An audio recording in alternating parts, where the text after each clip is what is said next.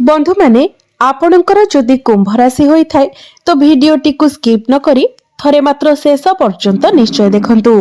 आपणकर व्यस्त बहुल समय मध्यरु आपण 10 मिनिट समय निज पई दियंतु एवं निजर भविष्यत विषय जानतु। कारण कुंभ राशि व्यक्ति विशेष मानकर जीवन एही पवित्र महाशिवरात्रि ठारू बदलिबाकु जाउछि। कारण ग्रह नक्षत्र मानकर चलन रे एक बहुत बड़ परिवर्तन हेबाकु जाउछि, जहा फଳରେ आपणक जीवन रे चलीथिबा समस्त दुख कष्ट एवं समस्यार अंत हेबाकु जाउछि। पुनर्बार एही महाशिवरात्रि ठारू आपणकर जीवन को खुशी फेरिबाकु जाउछि। एही महाशिवरात्रि ठारू आपणकर राशि रे चतुर्ग्रही जोगर निर्माण हेबाकु जाउछि। आपणकर राशि अर्थात आपणकर लग्न रे सूर्य बुध मंगल एवं शुक्र चयन करिवे। बुध हेउछंती आपणकर पंचम भावर अधिपति एवं शुक्र हेउछंती आपणकर भाग्य भावर अधिपति। बुध एवं शुक्र आपणकर राशि रे लक्ष्मी नारायण राजयोगर निर्माण करुछंती, जहा फଳରେ आपणकर भाग्य रे एक बहुत बड़ परिवर्तन हेबाकु जाउछि। आपणकर जीवन रे एपरि किछि घटिबाकु जाउछि जहा आपण स्वप्न एही महाशिवरात्रि ठारू आपणकर जीवन रे किछि खास हेबाकु जाउछि। अनेक दिगरु आपणको लाभ प्राप्ति हेबाकु जाउछि। अनेक गुडिए खुशी मध्य आपणको मिलिबाकु जाउछि।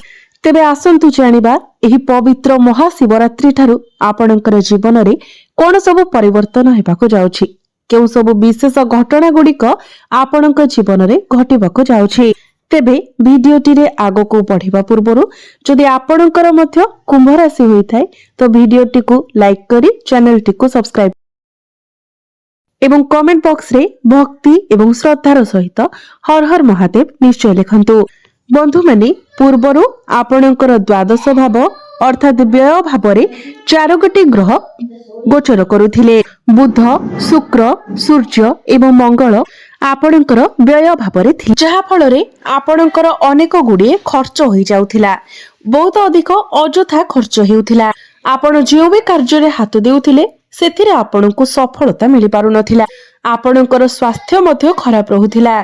आपणकर धन जनित समस्या देखा देउथिला। घोर आर्थिक संकट देई आपण गति करुथिले। आपण बहुत अधिक मानसिक चाप मध्यरे रहुथिले। शिक्षा क्षेत्र रे भाग्य आपणकर साथ देउ नथिला। आपणकर बिजनेस रे मध्य अनेक गुडिए लॉस हेउथिला। आपण ऋण नेइथिले किंतु ऋण सुझिबाकू आपण समर्थ होई पारु नथिले। ऋण करजर भार आपणको ऊपर बढ़ी जाइथिला। आपणकर गृह परिवार रे हस खुशीर वातावरण नथिला। आपणकर शिक्षा क्षेत्र रे समस्या देखा देउथिला। आपणकर अननेसेसरी खर्च हेउथिला। समाज रे आपणकर मान सम्मान कम होई जाइथिला। आपणको चाकरीटिए प्राप्ति होई पारु नथिला।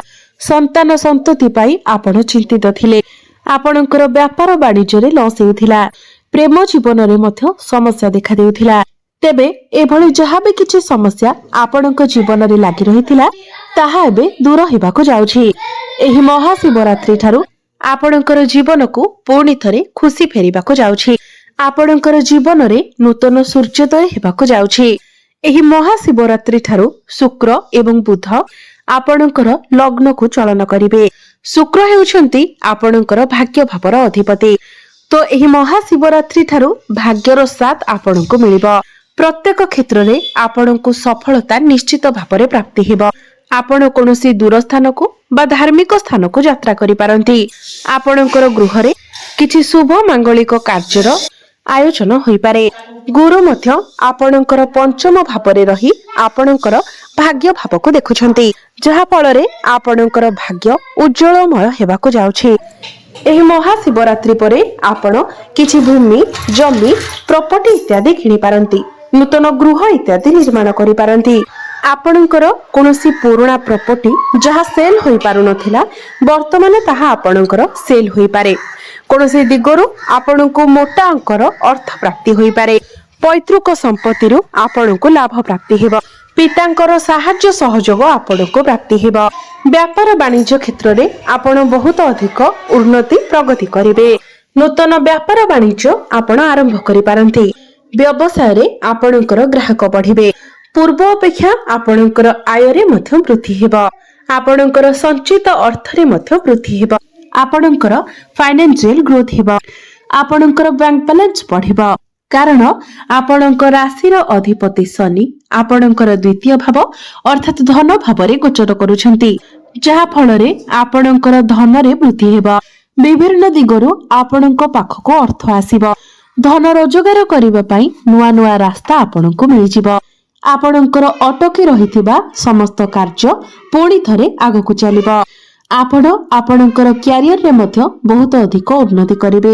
ଯେଉଁମାନେ ବେରୋଜଗାର ଅଛନ୍ତି, ଯେଉଁମାନଙ୍କ ପାଖରେ କୌଣସି ଚାକିରି ବାକିରି ନାହିଁ, ସେମାନଙ୍କୁ ଏହି ମହାଶିବରାତ୍ରି ପରେ ନୂତନ କର୍ମ ମଧ୍ୟ ପ୍ରାପ୍ତି ହୋଇପାରେ। ନୂତନ ଚାକିରି ପ୍ରାପ୍ତି ହୋଇପାରେ। କୌଣସି ଏମଏନସି କମ୍ପାନୀରୁ ଆପଣଙ୍କୁ ଜବ୍ ଅଫର ଆସିପାରେ। ଆପଣଙ୍କର କର୍ମ ଭାବର ଅଧିପତି ମଙ୍ଗଳ ଆପଣଙ୍କର ଦ୍ୱାଦଶ ଭାବରେ ଅଛନ୍ତି, ଯାହା ଫଳରେ ଆପଣ ଆପଣଙ୍କର କାମ କାର୍ଯ୍ୟକୁ ନେଇକି ବିଦେଶ ଯାତ୍ରା କରିପାରନ୍ତି। କିମ୍ବା ଯେଉଁମାନେ ବିଦେଶରେ ରହି କୌଣସି କାମ କାର୍ଯ୍ୟ କରୁଛନ୍ତି, ସେମାନଙ୍କୁ ଅନେକ ଶୁଭ ଫଳ ପ୍ରାପ୍ତି ହେବ। ଯେଉଁମାନେ ମେଡିକାଲ ଫିଲ୍ଡରେ ଅଛନ୍ତି, ହସ୍ପିଟାଲ ଲାଇନରେ ଅଛନ୍ତି, ସେମାନଙ୍କୁ ଶୁଭ ଫଳ ପ୍ରାପ୍ତି ହେବ। ଯେଉଁମାନେ ବିଦେଶ ଯିବାକୁ ଚାହୁଁଥିଲେ, ସେମାନେ ମଧ୍ୟ ଏହି ମହାଶିବରାତ୍ରି ପରେ ବିଦେଶ ଯାତ୍ରା କରିପାରନ୍ତି। କର୍ମକ୍ଷେତ୍ରରେ ଆପଣଙ୍କୁ ସମ୍ମାନିତ କରାଯାଇପାରେ। ଆପଣଙ୍କର ପ୍ରମୋସନ ହୋଇପାରେ କିମ୍ବା ଆପଣଙ୍କର ଟ୍ରାନ୍ସଫର ମଧ୍ୟ ହୋଇପାରେ। ଭଲ କମ୍ପାନୀରୁ ଆପଣଙ୍କୁ ଜବ୍ ଅଫର ମଧ୍ୟ ଆସିପାରେ। ଆପଣଙ୍କର ପଞ୍ଚମ ଭାବର ଅଧିପତି ବୁଧ ମଧ୍ୟ ଆପଣଙ୍କର ଲଗ୍ନକୁ ଚାଳନ କରୁଛନ୍ତି, କେନ୍ଦ୍ରକୁ ଚାଳନ କରିବେ। ପୂର୍ବରୁ ହିଁ ଗୁରୁ ଆପଣଙ୍କର ପଞ୍ଚମ ଭାବରେ ଅଛନ୍ତି। ପଞ୍ଚମ ଭାବଟି ହୋଇଥାଏ ଆପଣଙ୍କର ଶିକ୍ଷାର ଭାବ, ସନ୍ତାନର ଭାବ ଏବଂ ପ୍ରେମ ଜୀବନର ଭାବ। ସବୁଠାରୁ ବଡ କଥା ହେଉଛି ଯେ ଯେଉଁ ଦମ୍ପତି ମାନେ ଦୀର୍ଘ ଦିନ ଧରି ସନ୍ତାନର କାମନା କରୁଥିଲେ, ସନ୍ତାନ ସୁଖରୁ ବଞ୍ଚିତ ଥିଲେ, ସେମାନଙ୍କୁ ଏହି ମହାଶିବରାତ୍ରି ପରେ ସନ୍ତାନ ସୁଖ ପ୍ରାପ୍ତି ହୋଇପାରେ। ନୂତନ ଗର୍ଭ ଧାରଣ କରିବା ପାଇଁ ମହାଶିବରାତ୍ରି ପରର ସମୟ ଆପଣଙ୍କ ପାଇଁ ଅତ୍ୟନ୍ତ ଶୁଭ ଅଟେ। ଆପଣଙ୍କୁ ନିଶ୍ଚିତ ଭାବରେ ସନ୍ତାନ ସୁଖ ପ୍ରାପ୍ତି ହେବ। ଘରକୁ କୌଣସି ନୂତନ ଅତିଥି ଆସିପାରନ୍ତି। ଘର ପରିବାରରେ ହସ ଖୁସିର ଲହରୀ ଲାଗି ରହିବ। ଯେଉଁ ପିଲାମାନଙ୍କର ବିବାହ ବୟସ ହୋଇଯାଇଛି, ସେମାନଙ୍କ ଘରକୁ ବିବାହ ପ୍ରସ୍ତାବ ମାନ ଆସିପାରେ। ବିବାହ ମଧ୍ୟ ଫାଇନାଲ ହୋଇପାରେ। ଶିକ୍ଷା କ୍ଷେତ୍ରରେ ମଧ୍ୟ ଆପଣ ବହୁତ ଅଧିକ ଉନ୍ନତି ପ୍ରଗତି କରିବେ। ଆପଣ ଉଚ୍ଚ ଶିକ୍ଷା କରିବା ପାଇଁ ବାହାରକୁ ଯାଇପାରନ୍ତି। କୌଣସି ନୂତନ ସ୍ଥାନରେ ଆପଣ ଆଡମିସନ ନେଇପାରନ୍ତି, ଫର୍ମ ଫିଲଅପ କରିପାରନ୍ତି। ଆପଣଙ୍କର ଶିକ୍ଷା କ୍ଷେତ୍ରରେ କିଛି ନା କିଛି ବଡ ପରିବର୍ତ୍ତନ ନିଶ୍ଚିତ ଭାବରେ ହେବ। ଏହି ମହାଶିବରାତ୍ରି ପରେ ଯଦି ଆପଣଙ୍କର କିଛି ଏକ୍ଜାମ ଅଛି, କିଛି କମ୍ପିଟେଟିଭ ଏକ୍ଜାମ ଅଛି, ତ ସେଥିରେ ଆପଣ ନିଶ୍ଚିତ ଭାବରେ ଉତ୍ତୀର୍ଣ୍ଣ ହେବେ। ଆପଣ ଯଦି କୌଣସି କମ୍ପିଟିସନରେ ଭାଗ ନେଉଛନ୍ତି, କ୍ରୀଡା କ୍ଷେତ୍ରରେ ଭାଗ ନେଉଛନ୍ତି, ସେଥିରେ ମଧ୍ୟ ଆପଣ ସଫଳତା ଲାଭ କରିବେ। ମନପସନ୍ଦର କଲେଜରେ ଆପଣଙ୍କର ଆଡମିସନ ହୋଇପାରେ। ପ୍ରେମ ଜୀବନରେ ମଧ୍ୟ ଆପଣଙ୍କୁ ସଫଳତା ମିଳିବ। ପୂର୍ବରୁ ଆପଣଙ୍କର ପ୍ରେମ ଜୀବନରେ ଯାହାବି କିଛି ସମସ୍ୟା ଲାଗି ରହୁଥିଲା, ସେସବୁ ଦୂର ହୋଇଯିବ। ଯେଉଁମାନଙ୍କର କଥାବାର୍ତ୍ତା ବନ୍ଦ ହୋଇଯାଇଥିଲା, ବ୍ରେକଅପ୍ ଆଦି ହୋଇଯାଇଥିଲା, ସେମାନଙ୍କର ପୁଣି ଥରେ କଥାବାର୍ତ୍ତା ହୋଇପାରେ। ଆପଣଙ୍କ ମଧ୍ୟରେ ପ୍ୟାଚଅପ୍ ହୋଇପାରେ। ଆପଣଙ୍କର ଜୀବନକୁ କୌଣସି ନୂତନ ପାର୍ଟନର ଆସିପାରନ୍ତି। ଭ୍ରମଣ ସୁଖ ଆପଣଙ୍କୁ ପ୍ରାପ୍ତି ହେବ। ଯେଉଁମାନେ ଅନଲାଇନ କ୍ଷେତ୍ରରେ କାମ କରୁଛନ୍ତି, ଡିଜିଟାଲ ମାର୍କେଟିଂର କାମ କରୁଛନ୍ତି, କନଷ୍ଟ୍ରକ୍ସନର କାମ କରୁଛନ୍ତି, ଆଇଟି ସେକ୍ଟରରେ ଅଛନ୍ତି, ଟେକ୍ନିକାଲ ଫିଲ୍ଡରେ ଅଛନ୍ତି, ଶିଳ୍ପ ଅନୁଷ୍ଠାନରେ କାର୍ଯ୍ୟ କରୁଛନ୍ତି, ସେମାନଙ୍କୁ ଅନେକ ଶୁଭ ଫଳ ପ୍ରାପ୍ତି ହେବ।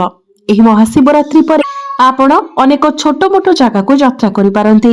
ଯେଉଁ ବ୍ୟକ୍ତି ବିଶେଷ ମାନେ ପୂର୍ବରୁ ଋଣ କରଜର ମାୟାଜାଲରେ ଫସି ରହିଥିଲେ, ସେମାନେ ସମସ୍ତ ଋଣ କରଜର ମାୟାଜାଲରୁ ମୁକ୍ତି ପାଇବେ। ସମସ୍ତ ଶତ୍ରୁମାନଙ୍କ ଠାରୁ ଆପଣଙ୍କୁ ମୁକ୍ତି ମିଳିଯିବ। ପୂର୍ବରୁ ଲାଗି ରହିଥିବା ସ୍ୱାସ୍ଥ୍ୟଗତ ସମସ୍ୟାରୁ ମଧ୍ୟ ଆପଣଙ୍କୁ ମୁକ୍ତି ମିଳିବ। ଆପଣ ନିଜକୁ ସ୍ୱାସ୍ଥ୍ୟବାନ ଅନୁଭବ କରିବେ। ଯେଉଁମାନେ ସେୟାର ମାର୍କେଟ, ଷ୍ଟକ୍ ମାର୍କେଟ, ଟ୍ରେଡିଂରେ କାମ କରୁଛନ୍ତି, ସେମାନଙ୍କୁ ଆକସ୍ମିକ ଧନ ପ୍ରାପ୍ତି ହେବ। ଆପଣଙ୍କର ବ୍ୟୟ ଅପେକ୍ଷା ଆୟ ଅଧିକ ରହିବ। ଆପଣଙ୍କର ବୈବାହିକ ଜୀବନ ବହୁତ ଭଲରେ ଚାଲିବ। ଆପଣଙ୍କର ଲାଇଫ ପାର୍ଟନରଙ୍କର ପର୍ସନାଲ ଏବଂ ପ୍ରଫେସନାଲ ଲାଇଫରେ ମଧ୍ୟ ଆପଣ ଗ୍ରୋଥ ଦେଖିବାକୁ ପାଇବେ। ଗୁରୁଙ୍କର ଦୃଷ୍ଟି ଆପଣଙ୍କର ଏକାଦଶ ଭାବ ଉପରକୁ ରହୁଥିବାରୁ ଆପଣଙ୍କୁ ଅନେକ କ୍ଷେତ୍ରରୁ ଲାଭ ହିଁ ଲାଭ ପ୍ରାପ୍ତି ହେବ।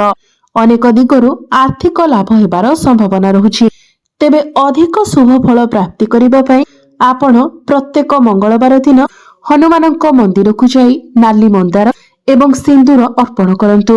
ଏବଂ ପ୍ରତ୍ୟେକ ଶନିବାର ଦିନ ପ୍ରତ୍ୟେକ ଦିନ ଆପଣ ହନୁମାନ ଚାଳିଶାର ପାଠ କରନ୍ତୁ ଏବଂ ପ୍ରତ୍ୟେକ ଦିନ ସକାଳ ସମୟରେ ଆପଣ ଓಂ ନମଃ ଶିବାୟ ମନ୍ତ୍ର 108 ଥର ଜପ କରନ୍ତୁ।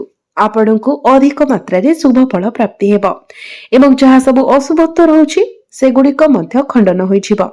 ତ ବନ୍ଧୁମାନେ, ଆପଣଙ୍କର ଜୀବନ ମଙ୍ଗଳମୟ ହେଉ, ଏହା ହିଁ ଈଶ୍ୱରଙ୍କ ନିକଟରେ ମୋର ପ୍ରାର୍ଥନା। ଧନ୍ୟବାଦ।